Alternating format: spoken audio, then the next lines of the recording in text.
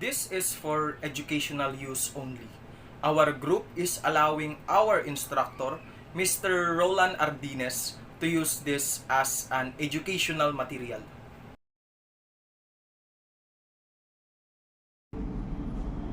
What is global governance? Global governance can be understood as a framework of institutions, rules, norms, and procedures that facilitate collective actions and cooperation among countries and other actors. It encompasses a wide range of issues including economic development, trade, human rights, environmental protection, and peace and security. Now, the objective is to address global challenges that transcend national borders and require collective solutions. So, global governance is crucial as it provides a framework for addressing transitional challenges such as climate change, pandemics, and economic interdependence, requiring collaborative efforts and coordinated policies among nations to ensure effective solutions. Now, without robust global governance mechanism, the interconnected nature of today's issues may lead to uncoordinated responses, increasing the risk of crisis with far-reaching consequences for humanity. Now, the key concept of global governance. The first one is multilateralism. It is a cooperation among multiple countries to address common issues. This often involves negotiation, agreements, and treaties that establish rules and standards. The next one is international organization. They are the entities like the United Nations or UN, World Health Organization, International Monetary Fund, and the others. They play a crucial role in global governance by providing platforms for dialogues, setting standards, and coordinated international efforts. The next one is global treaties and agreements. These are a formal agreement between nations to address specific issues such as climate change, trades, and human rights. The next one is soft law and norms. These are informal rules and expectations that guides behavior on the international stage. This can influence state actions even if they are not legally binding. And the last one is collective decision making. It involves collaborative decision making process where multiple countries or entities participate in shaping policies, regulations, and responses to global challenges. Now, integration of COVID-19 with global governance. When we say integration, it means that the action or process of successfully joining or mixing with a different group of people. So, as we all know, COVID-19 or coronavirus disease 2019 is a highly contagious respiratory illness caused by the severe acute of respiratory syndrome, or also called as coronavirus or SARS-CoV-2. The virus was first identified in Wuhan, China, in December 19, and it rapidly evolves into a global pandemic. The integration of the COVID-19 pandemic into the discourse of global governance emphasizes the necessity for effective collaboration, equitable distribution of resources, and the adoption of governance structure to address contemporary global challenges. So overall, the COVID-19 pandemic underscored the imperative of global cooperation, emphasizing the needs of strengthening international frameworks and collaborative governance to address cross-border health crises, accelerating vaccination distribution, and mitigate the social economic impact on a global scale. I'm going to explain the effects of globalization on government, which I divided them into two, the positive and the negative. First is the economic growth. Globalization has increased the international trade or the exchange of goods and services, meaning there are imports and export happening. During import, there are tax being paid, and this is where government being benefited because these tax or the tax revenue are used to support the social welfare and also the development of infrastructure. Next is technological advancement. Globalization has accelerated the flow of information and technology. Government will have the new ideas or innovations of enhancing the healthcare, the education, and also the public administration. So for an instance, the exchange of information or researches can do easily because of online, because of the advancement of technology. Next is the interconnected of governance. The globalization has connected many countries who can they rely with, and leading into an effective government. This can be seen during forums and organization. This organization address the global issues such as gender equality and terrorism.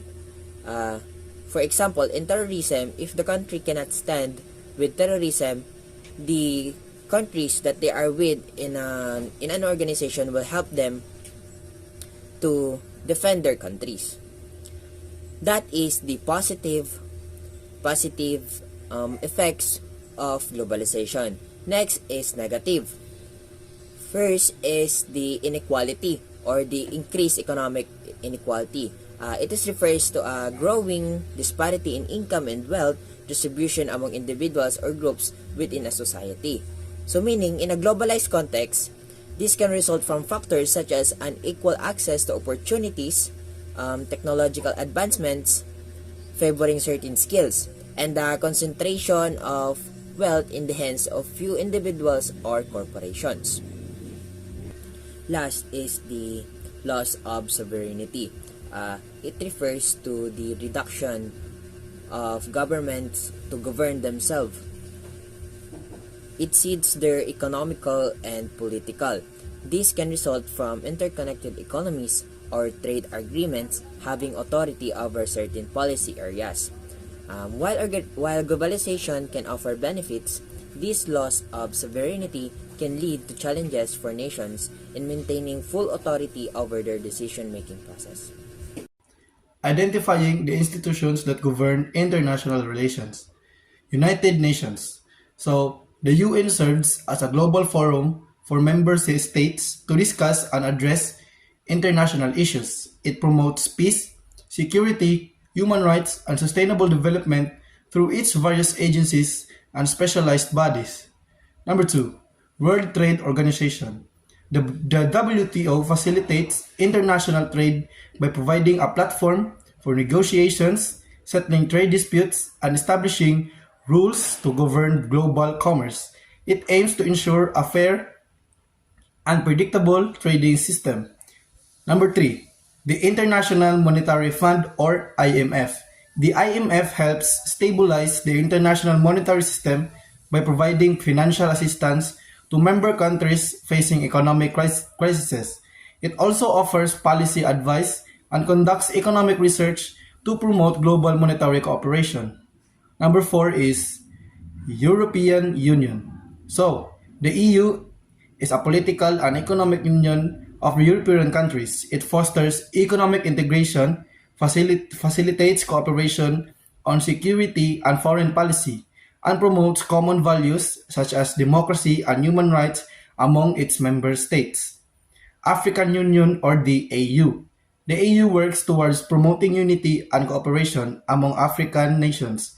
It addresses political, economic, and social issues on the continent, aiming for peace, stability, and development. I'm going to tackle about the internationalism versus globalism. First is the internationalism. It refers to cooperation and coordination between nations to address shared challenges and pursue common goals while respecting the sovereignty of individual state. Internationalism emphasizes the cooperation and unity. Here are the examples of internationalism. First is the environmental protection. International efforts to combat climate change such as the Paris Agreement demonstrate global cooperation to address environmental challenges. Second is human rights. International organizations like the United Nations and Amnesty International to work protect human rights and provide aid to those affected by conflict and disaster. Third is the trade and economic cooperation. Regional trade agreements like the European Union and the Association of Southeast Asian Nations promote economic integration and cooperation among member states. Lastly is the peacekeeping and conflict resolution. A United Nations peacekeeping mission exemplify internationalism by deploying personnel from various countries to maintain peace and security in conflict-affected regions. And now the globalism. Globalism refers to a more interconnected and interdependent world often associated with the idea of borderless global community where economic, cultural, and social activities transcend national boundaries. Globalism emphasizes the interconnectedness and interdependence. Here are the example of globalism. First is the economic interdependence. Globally, supply chain and trade networks demonstrate the deep interconnectedness of nation economies, while the production and distribution of goods and services are intertwined across borders. The example of economic interdependence is the international trade, where it exchanges the services and goods among the international borders or territories. Lastly is the environmental interconnectedness. Global environmental issues such as climate change, deforestation, and ocean pollution highlights the interconnected nature of ecological system and the need for collaborative cross-border solution to environmental challenges. And now we are here in internationalism versus globalism, a comparative analysis. Internationalism and globalism both reflect the increasing interconnectedness of the world. They differ in their emphasis and scope. Identify the rules of the United Nations. The United Nations, or UN, plays various rules including promoting international peace and security, fostering cooperation among nations, addressing global challenges, providing humanitarian aid, and promoting human rights and sustainable development. The United Nations has several key rules: maintaining international peace and security. The primary reason of United Nations is to maintain international peace and security and to prevent conflicts and wars that can lead to widespread suffering, loss of life, and economic devastation. Promoting international cooperation. The United Nations seeks to create more interconnected and harmonious world where nations collaborate to tackle shared challenges and build a better future for all. Humanitarian assistance. The UN provides aid and supporting during humanitarian crises, offering relief to those affected by natural disasters, conflicts, and other emergencies. Protecting human rights. The UN seeks to create a world where individuals are treated with dignity and respect, free from discrimination, violence, and oppression. The protection of human rights is a fundamental principle that underpins the organization's mission. Sustainable development. It fosters global efforts to achieve sustainable development goals, addressing issues like poverty, hunger, education, and environmental sustainability. International law. The UN develops and upholds international laws and treaties, providing a framework for peaceful relations between nations. Economic development. The UN supports economic development through agencies like UN Development Program, or UNDP. The UNDP is a central agency that works to eradicate poverty, promote sustainable development, and build resilience in countries. It supports a range of programs focusing on governance, poverty reduction, and capacity building. Public health. The World Health Organization, or WHO, a UN agency, addresses global health challenges and emergencies, including pandemics. The United Nations contributes to improving the health and well-being of people around the world, working towards the goal of ensuring that everyone has opportunity to lead a healthy life. Cultural and educational initiatives. The United Nations aims to build a more inclusive, knowledgeable, and interconnected world that values diversity, fosters creativity, and empowers individuals to contribute positively to society. Gender equality. The United Nations strives to create a world where women and men have equal rights, opportunities, and representation, contributing to a more just and inclusive global society. Different functions of the United Nations. First and foremost, we must know that United Nations is an international organization which was founded back in 1945, right after the end of World War II. Now, we will start with the different function. The first function of the United Nations is aggregation and articulation. International organizations can function for the aggregation and articulation of the national interests of its members into the international system. Thus, they bring the interested states into the same framework to articulate their interests into the world society. Just like interest groups in the national system articulate and aggregate, forming institutions, associations, and interest groups such as unions for better wages and working conditions, or Greenpeace for cleaner environment. So for the next function, we have norm creation. Now, they can function as the makers of norm and law for the operation of international relations. In other words, they make law for the states to follow. The UN and other regional organizations develop some norms in the field of disarmament, nuclear or non-proliferation ban, the use of force, the legitimation of colonialization, etc. These are some examples of the norm that UN created. The next function is recruitment. So they function as the forces to recruit new actors into the international system. Especially, the UN encouraged the colonial powers to free their colonies and the colonies to join into the international system by joining the organization. So in the 1950s to 60s, many new states became members to the UN.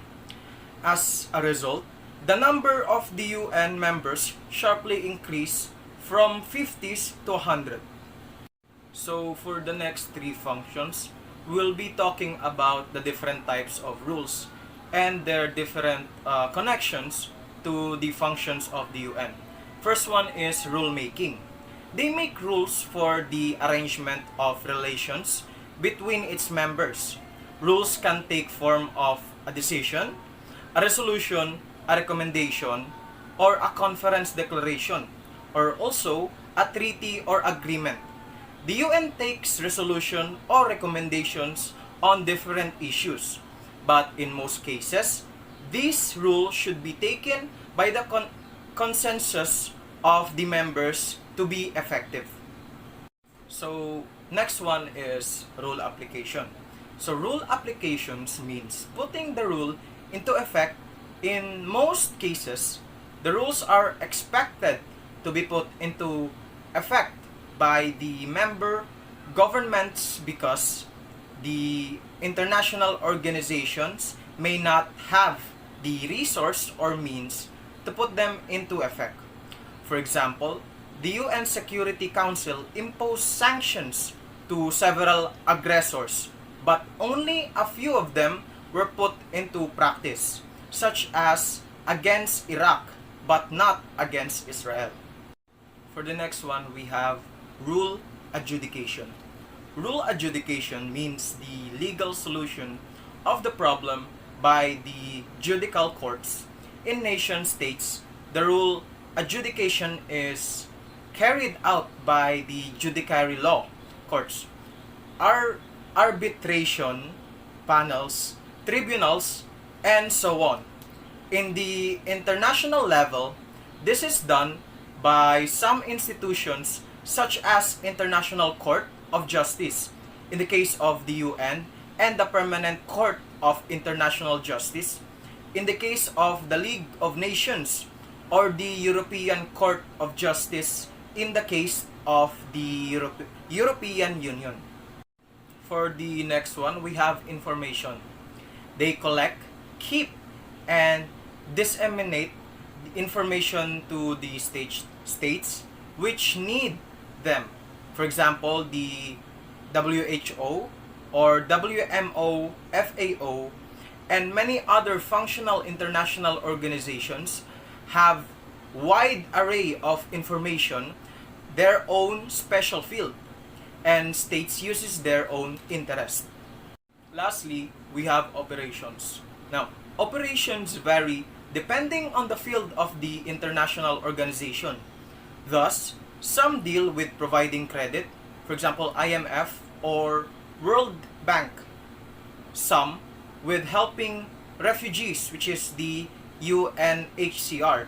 And some with health problems, like the World Health Organization, and so on. Our topic for today is identifying the challenges of the global governance in the 21st century. We searched about our topic and there are many results, but we just picked 10 major challenges.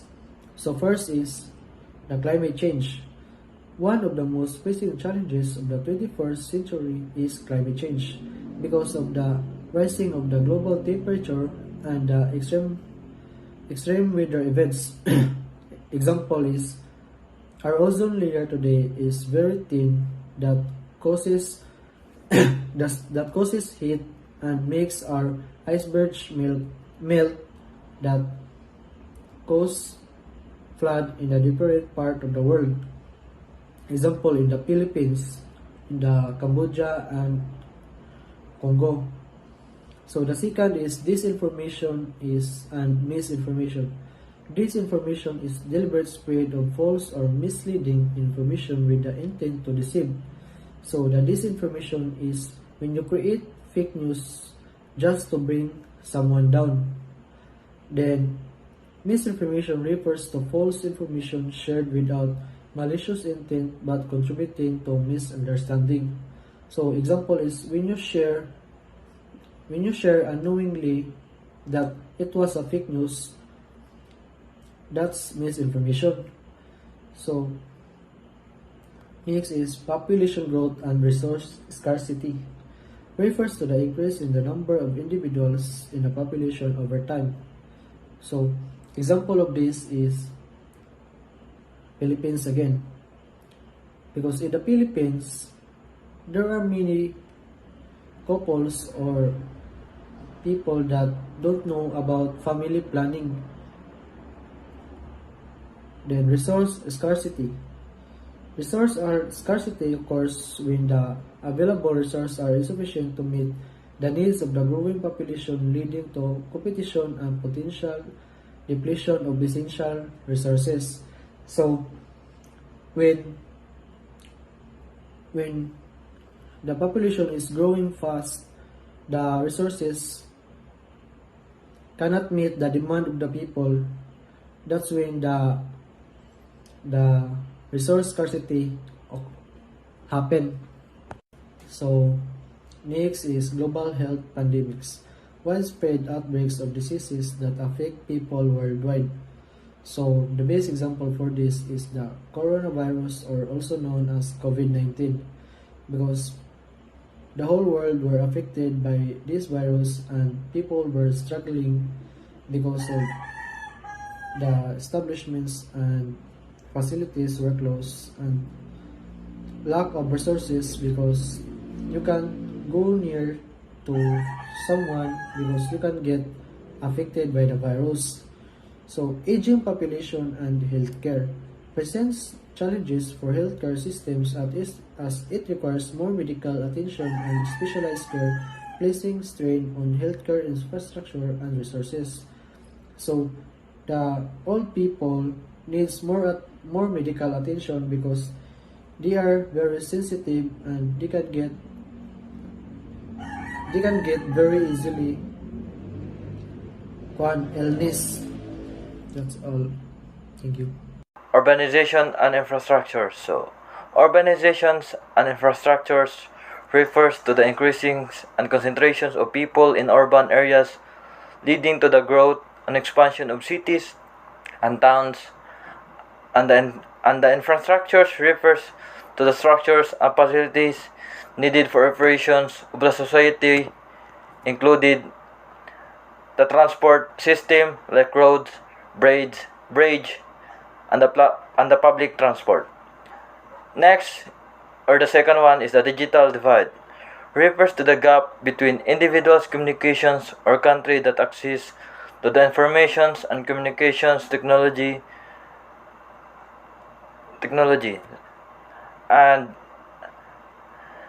like what we use now, the cell phone, so to communicate our loved ones in the province or in the states. The digital divided is a very useful to us, especially to us as a future safer to work along the family and friends. So the third one is political instability. Political instability refers to situations where country political is uncertain. The instability can manifest in several. We include frequently change in the government and conflict compass a wide range of situations characterized by tensions between individuals, group, or nations. So the third one is the technological advancement. And technological advancement and ethics has been transforming society worldwide, revolutionary industry, healthcare, and many aspects of daily life. However, along with this advancement, ethical challenge that requires careful considerations and proactive measures to address the intersections of technology advancement issues. The last is the inequality, and my last report is the inequality and social justice. So inequality and social justice are fundamental issues that shape the fabric of societies. The dynamic of inequality, it impacts on individuals and communities and principles. Inequality refers to disparities in wealth, income, operations, and access to the resource among individuals or groups within society. The disparities can be manifest along occurs dynamics including incomes and political slots often interest the perpetuate and accelerate inequalities. Explain the relevance of the state amid globalization. Globalization is important for states as it fosters economic growth through increased trade investments and cooperation. It also promotes cultural exchange and innovation while enabling states to address global challenges such as climate change and terrorism through international collaboration. As the world tries to connect each of its parts from years to centuries, globalization has been emerging where countries or states have interlinked with one another for the interconnectedness and interdependence of the world. In the next coming years, globalization will still thrive by putting each country together for the world to be easy in terms of exchanging products and services. A state plays a vital role in globalization as it is a major component of exchanging products and services everywhere in the world. Without the state participating, globalization will not occur. This state serves as the main factor of the global interdependence among all countries in the world. What is globalization? Globalization is the ongoing process of increased interconnectedness and interdependence among nations, economies, and cultures. Globalization changes the way nations, businesses, and people interact. Specifically, it changes the nature of international economic activity, expanding trade, opening global supply chains, and providing access to natural resources and labor markets.